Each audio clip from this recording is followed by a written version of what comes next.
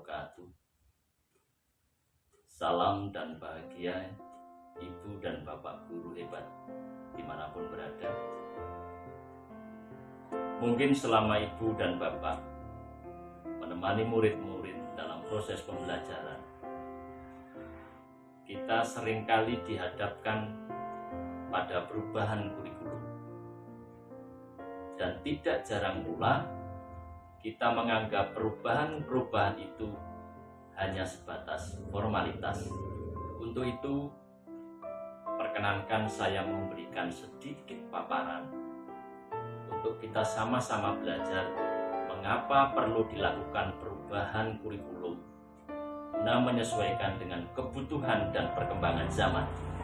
Sebagaimana kita ketahui, kurikulum merupakan pedoman penyelenggaraan kegiatan pembelajaran untuk mencapai tujuan pendidikan. Ada banyak isu baru yang menuntut setiap satuan pendidikan menyiapkan kurikulum yang membantu murid untuk menghadapi dunia yang penuh sekali dengan tantangan. Kurikulum yang baik adalah kurikulum yang sesuai dengan zamannya. Kurikulum bersifat dinamis dan terus dikembangkan atau diadaptasi sesuai dengan konteks dan karakteristik murid demi membangun kompetensi sesuai kebutuhan mereka saat ini dan masa yang akan datang. Ibu dan Bapak guru, masih ingatkah kita pada masa-masa sekolah waktu itu? Apakah Ibu dan Bapak guru menyukai saat mengerjakan tugas sambil mencari referensi di buku perpustakaan? Atau adakah Ibu dan Bapak guru lebih suka menggunakan selembar kertas untuk mengumpulkan tugas? Ternyata semua masa-masa itu sudah sangat lama berlalu. Kini murid kita tidak hanya memiliki buku perpustakaan sebagai referensi. Berbagai materi bacaan dapat mereka jangkau melalui internet, termasuk referensi dari perpustakaan terkenal di dunia. Kadang tanpa kita sadari, zaman sudah banyak berubah. Ketika kita dulu menjadi murid, mungkin cita-cita kita hanya menjadi seorang dokter, polisi, tentara, atau tentu saja jadi guru. Namun kini, pilihan cita-cita murid kita lebih beragam dan mungkin sesuatu yang tidak pernah terbayangkan sebelumnya. Mereka saat ini dihadapkan dengan banyak pilihan cita-cita. Bisa jadi menjadi seorang ilustrator, animasi karakter kartun, menemukan software, aplikasi tertentu, pengembangan aplikasi game atau YouTuber, dan masih banyak pilihan-pilihan yang lainnya. Perubahan-perubahan tersebut hanya sebagai contoh yang membuat kita sadar dunia ini memang terus berubah.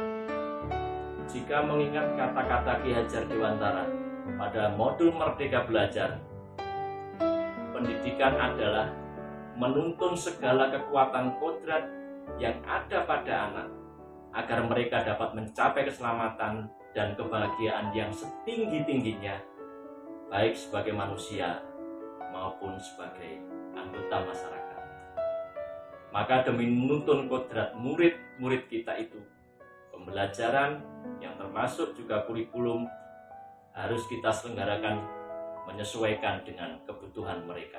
Sebagai guru, kita harus belajar terus untuk mengikuti dan memahami tren kehidupan murid kita yang tergolong generasi Z dan Alpha. Berbagai penelitian menyampaikan bahwa mereka sulit dipisahkan dengan media sosial. Keadaan ini bisa dimanfaatkan oleh guru untuk tujuan pembelajaran, misalnya dengan meminta murid-murid membuat sebuah tugas dan mengumpulkannya melalui aplikasi digital. Ibu dan Bapak guru, ada pepatah mengatakan, butuh seluruh desa untuk membesarkan seorang anak. Bagaimana Ibu dan Bapak guru memahami pepatah tersebut?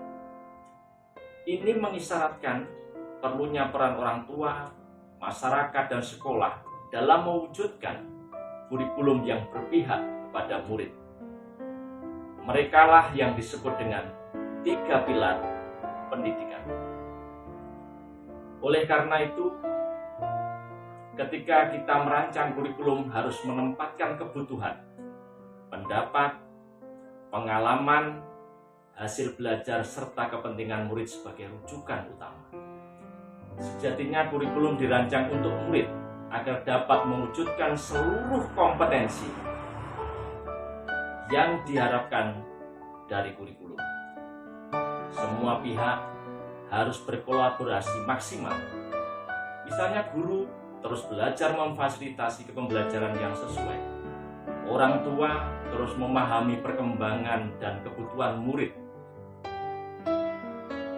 Begitu juga pemerintah daerah dan pemerintah pusat, serta semua yang bergerak di bidang pendidikan juga harus terus mengikuti perkembangan kebutuhan murid. Menurut Ibu dan Bapak Guru, bagaimana perubahan kurikulum membantu kita mencapai tujuan pendidikan?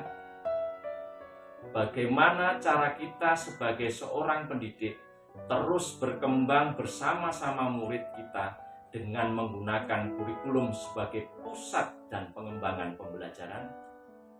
Mari kita tetap bersemangat menghadapi dan menjadi bagian dari perubahan ke arah yang lebih baik. Salam dan bahagia Ibu, Bapak Guru hebat. Demikian yang bisa saya sampaikan. Terima kasih atas perhatian. Mohon maaf atas segala kekurangan. Wassalamualaikum warahmatullahi wabarakatuh.